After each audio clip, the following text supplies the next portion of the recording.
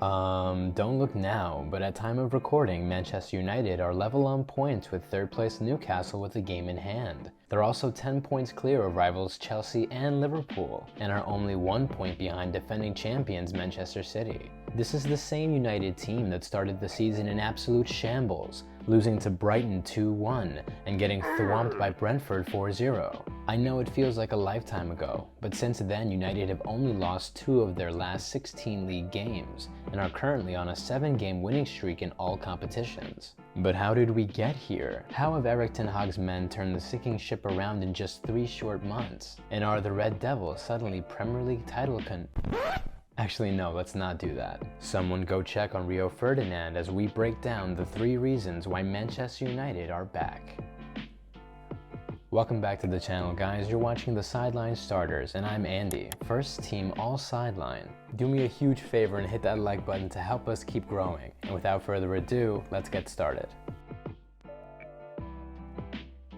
Anyone self-loathing enough to have watched United play last year will tell you that 2021 was Marcus Rashford's worst season as a professional footballer. For starters, it was hard enough for him to even stay on the pitch, missing a total of 9 Premier League games due to dead legs, bronchitis, and a severe shoulder injury. He also spent another 3 games riding the bench as an unused sub. And unfortunately for Rash, the games that he did play in were arguably more painful to watch than his injuries, with Marcus only managing 4 goals in 25 Premier League appearances and 1 goal in 5 Champions League appearances. He ended the season in appalling form, failing to score in his last 12 consecutive games, with his final Premier League goal coming at the end of January. But despite enduring the worst season of his career, new manager Erik Ten Hag assured the press that Marcus Rashford was a key part of his future plans, and Erik's faith was rewarded. As we mentioned earlier, United started the 2022 season with back-to-back losses to Brighton and Brentford, finding themselves in dead last heading into a Week 3 clash with rivals Liverpool.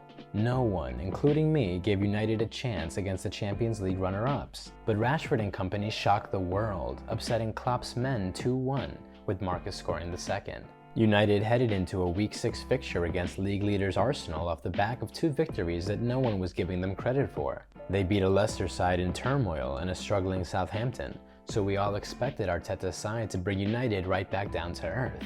But Rashford had different plans. The boy who burst onto the scene at the age of 18 against Arsenal reminded us of why we were so excited about him all those years ago, scoring twice in United's 3-1 victory over the Gunners. Rashford would pick up a muscle injury shortly after and saw a dip in his goal scoring for the next 2 months, but was able to get back on track during the World Cup in Qatar, scoring 3 of England's 12 goals in the tournament, despite only starting 2 of their 5 games. And I don't know if he drank some fire cactus juice or something, but ever since coming back from the World Cup, Rashford has been simply unstoppable. Marcus has scored in every single game he's played in since returning from Qatar. Yes, you heard me correctly. He scored in 4 consecutive Premier League games, including last weekend's unexpected win over Man City. He also scored twice in United's EFL Cup win over Charlton, and registered a goal and 2 assists against Everton in the FA Cup, bringing his season totals to 16 goals and 6 assists in 26 appearances in all competitions.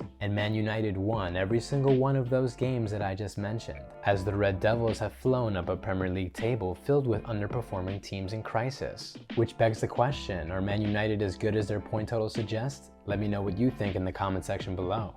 Either way, Rashford suffered through a horrible spell last year, but has fought and clawed his way back into some of the best form of his career. The same couldn't be said for some of his other teammates, however, which brings us to the second reason why United are playing so well again.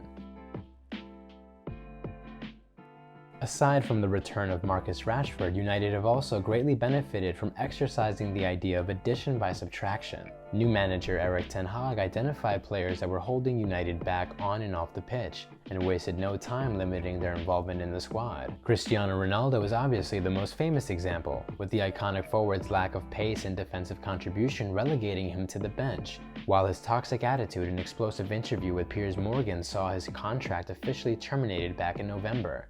You could actually argue that Ronaldo's absence is directly correlated with Rashford's recent ascendancy, which ultimately means that we live in a universe where Manchester United sacking Ronaldo has actually made them a better team.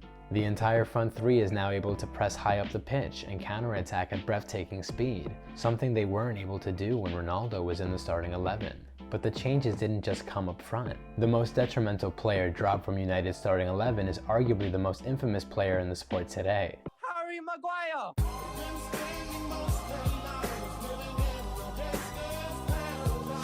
It would be too easy to just put together a bunch of clips of Maguire actively screwing his own team, so I decided to crunch up some numbers instead. Since 2021, in the 42 games United have played with Maguire at center back, they won 20, drew 8, and lost 14. In the 34 games they played without him, they've won 20, drawn 8, and lost 6. By comparison, that's a 47.6 winning percentage with Maguire versus a 58.8 winning percentage without him.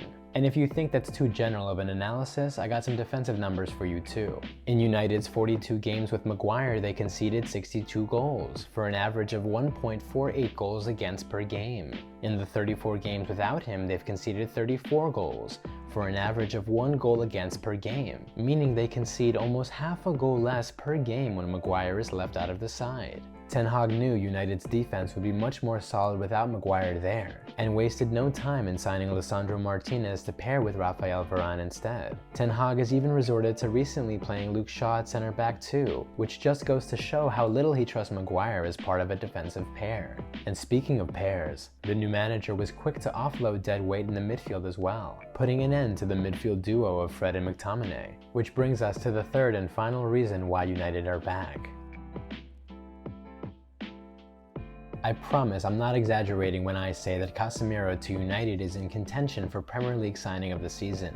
And given the quality the 5-time Champions League winner has shown us over the last decade, should we really be surprised? The man is an absolute defensive unit, and the numbers prove it. Amongst midfielders in the top 5 leagues in the last 365 days, Casemiro ranks in the 99th percentile for tackles in the defensive third, 99th for blocks, and 97th for clearances per 90. He's also amazing at progressing the play, sitting in the 95th percentile for progressive passing distance, 91st for long passes completed, and 87th for passes into the final third per 90. And the fact that he can chip in with an odd goal or two from time to time and has 3 assists in the league so far from a holding midfield position just says even more about his value to the team. Slotting a player like Casemiro into the starting 11 literally benefits everyone. His defensive cover protects an evolving back four that used to rely on David De Gea's heroics to keep them in games, while his tackling prowess and incredible eye for a pass have allowed Christian Eriksen and Bruno Fernandes to perform the creative duties they're specialists in. And when your attacking midfielders are able to create chances more often, it's only a matter of time before your forwards start scoring too. The Marcus Rashford rollercoaster looks to have finally settled itself. The starting 11 has dropped all the dead weight he was carrying before, and have welcomed genuine game changers into the squad.